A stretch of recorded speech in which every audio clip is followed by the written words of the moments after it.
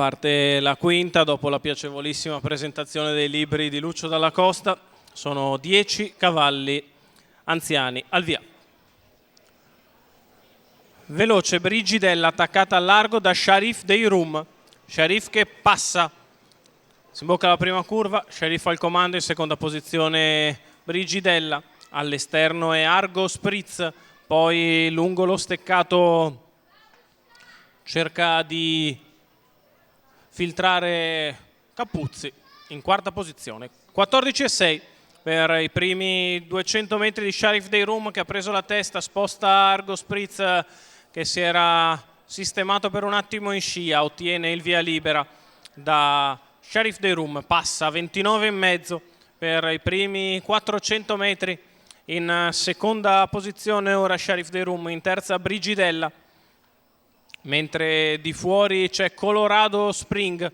Si completano i 600 metri in 45,2. Seconda pariglia a largo per il favorito Ceres Prav, che ora si trova allo scoperto perché parcheggia alla corda Colorado Spring. Gli 800 metri da parte di Argo Spritz se ne vanno in un minuto spaccato. Sharif Dei Rum sempre nella scia del battistrada, terza posizione per Brigidella. Ceres Prav che prova ad avanzare allo scoperto. A fare la seconda pariglia esterna Commander Crow. Il ritmo della testa è impegnativo, 1,15,4. Ceres Prav non tiene il ritmo, prova ad avanzare Commander Crow, intanto però i primi tre si sono staccati dagli altri. Argo Spritz in vantaggio, nella sua scia Sharif Dei Rum.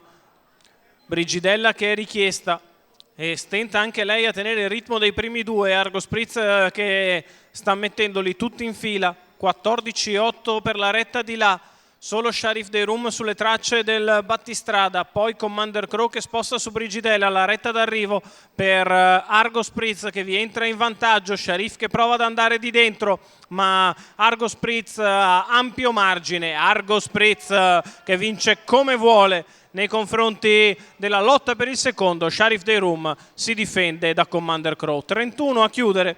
1,15,7 ragguaglio cronometrico. Argo Spritz, Francesco Tufano, Gennaro Casolari, che è anche proprietario del 7 anni da Ken Workington, che una volta sfilato al comando li ha messi tutti in difficoltà con un buon ritmo. Nel finale si è staccato agevolmente per vincere. Rivediamo nelle immagini.